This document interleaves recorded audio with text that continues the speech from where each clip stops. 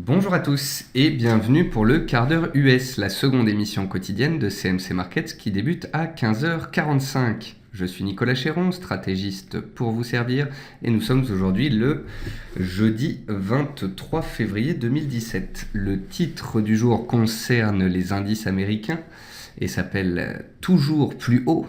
Toujours plus haut pour le Nasdaq, toujours plus haut pour le Dow Jones, toujours plus haut pour le Russell 2000, toujours plus haut pour le S&P 500.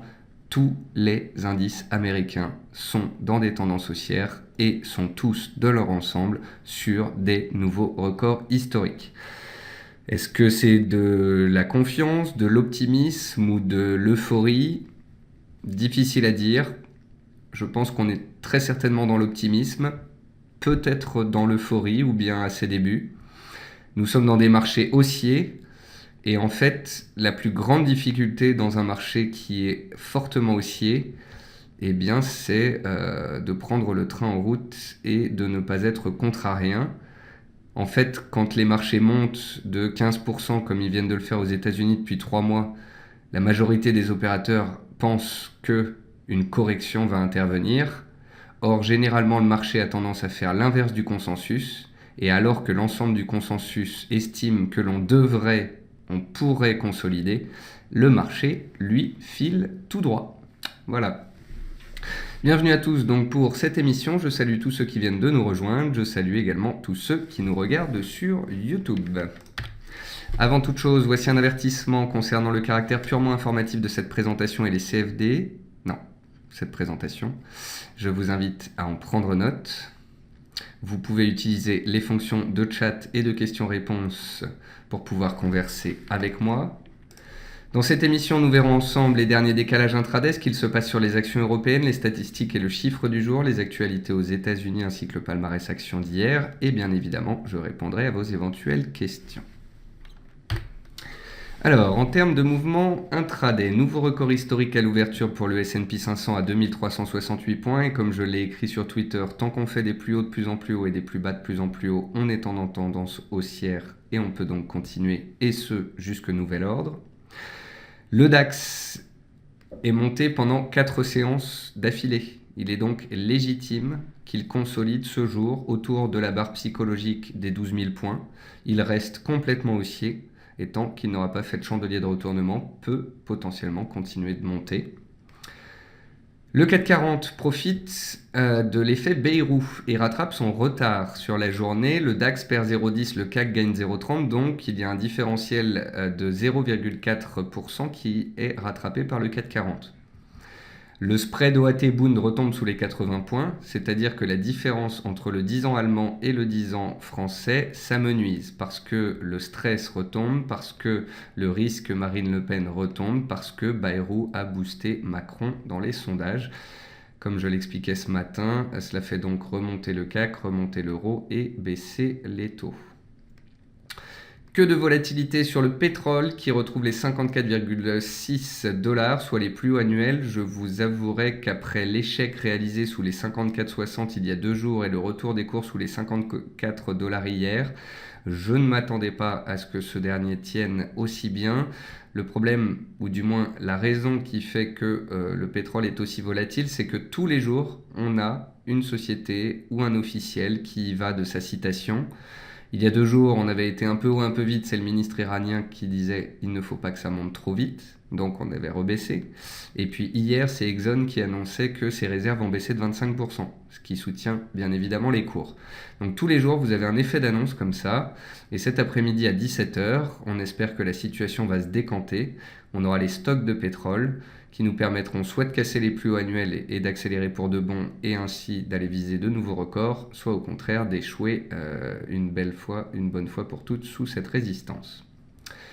Le gaz naturel approchait d'une zone de soutien, les 2,40, 2,50 hier, je vous en ai parlé, il a touché 2,55, il a réagi ce matin, cet après-midi c'est la plus forte hausse des matières premières, il gagne 2,4%.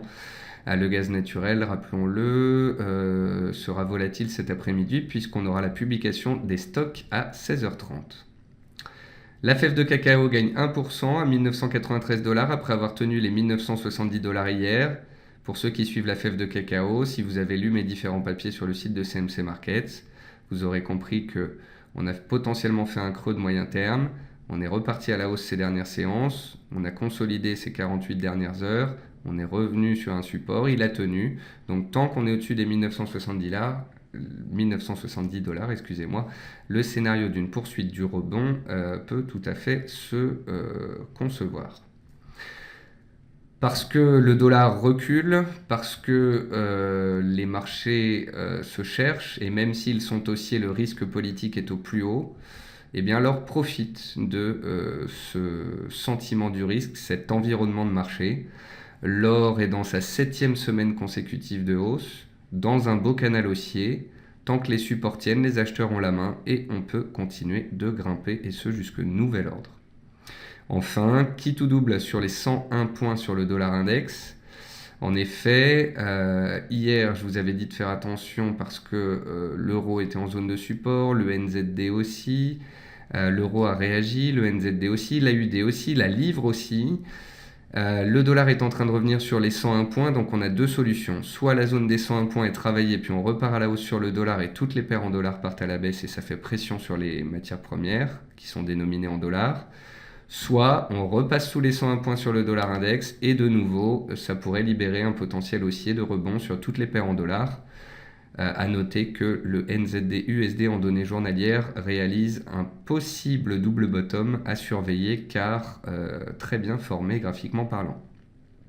Dans les meilleures et les moins bonnes performances de l'Eurostoxx, on notera plusieurs choses. Déjà, on notera Airbus qui se reprend très nettement après sa publication de résultats d'hier. On notera Société Générale et ENI qui montent, c'est plutôt une bonne chose. Dans les baisses, on a AXA qui consolide après la publication de son chiffre d'affaires. Et puis vous noterez qu'il n'y a pas de baisse de plus de 1,5%, donc globalement on est quand même dans un environnement du risque positif. Côté statistique, le nombre d'actifs américains effectuant une première demande d'allocation chômage a légèrement augmenté la semaine dernière. Le nombre d'allocations est ressorti à 244 000 alors que Wall Street attendait 240 000. Le chiffre du jour, c'est 92,4. C'est le pourcentage de hausse du bénéfice de Peugeot sur un an à 1,7 milliard. Malgré tout, le titre reste stable car proche d'une zone de résistance de long terme, la zone des 18-20 euros. Donc attention, parce qu'on dit que les immatriculations ont augmenté de plus de 10% en 2016, on dit que les résultats sont bons, on voit que le résultat net a doublé en un an. Mais en fait, peut-être que tout ça a été pricé, a été compris dans le prix de l'action Peugeot, puisqu'elle remonte en ligne droite depuis un an. Donc attention à l'euphorie, car si le titre n'arrive pas à monter malgré une hausse du résultat net de près de 100%, c'est peut-être que les investisseurs considèrent qu'on arrive dans des zones de prix un peu moins attractives que par le passé. Côté entreprise américaine, Chesapeake Energy a accusé une perte nette de 343 millions de dollars au T4. Le chiffre d'affaires est ressorti à 678 millions, le marché vise à 1 milliard. Ça pourrait faire un peu mal. Square, le spécialiste du paiement mobile, est attendu en forte hausse. Ajusté des éléments exceptionnels, la société a généré un bénéfice par action de 5 cents. Les analystes anticipaient une perte de 9 cents, donc c'est une surprise. Enfin, Cole a vu son bénéfice net baisser de 15% au quatrième trimestre à 252 millions de dollars, soit 1,44 $ par action, et les ventes trimestrielles ont reculé de leur côté de 2,8%. Or, comme je vous l'ai expliqué, qu'un bénéfice net monte ou baisse, ça a un impact certes, mais le plus important c'est le chiffre d'affaires. Or, quand vous avez une société dont l'activité en général, donc le chiffre d'affaires baisse, c'est quand même pas reluisant. Enfin, dans les meilleures et les moins bonnes performances du S&P 500 en clôture hier, on notera, alors j'ai dû faire une erreur dans ma copie d'écran. La plus forte hausse hier, c'était Garmin, le spécialiste des GPS, grâce à ses résultats. La deuxième plus forte hausse, c'est Dow Chemical, le spécialiste de la chimie, qui faisait un nouveau record annuel. Et dans les baisses, on retrouvait Newfield, le spécialiste de l'exploration de pétrole, qui a perdu 8% hier, et First Solar, qui a reflué sous 36,5 $, le spécialiste du panneau solaire, qui peine à se reprendre. Voilà, c'est la fin de cette émission. Les indices américains restent haussiers, les indices européens restent suiveurs, donc haussiers mais un peu sous-performants par rapport aux indices américains. L'or est toujours dans une tendance haussière, le pétrole est toujours dans une tendance haussière. Sur l'échange entre l'euro, le dollar, la livre, le NZD, on se cherche et on attendra de voir dans les heures à venir si les 101 points tiennent ou non sur le dollar index. Enfin, la fève de cacao reste attractive puisqu'elle a tenu un support. On verra si les acheteurs reprennent clairement la main.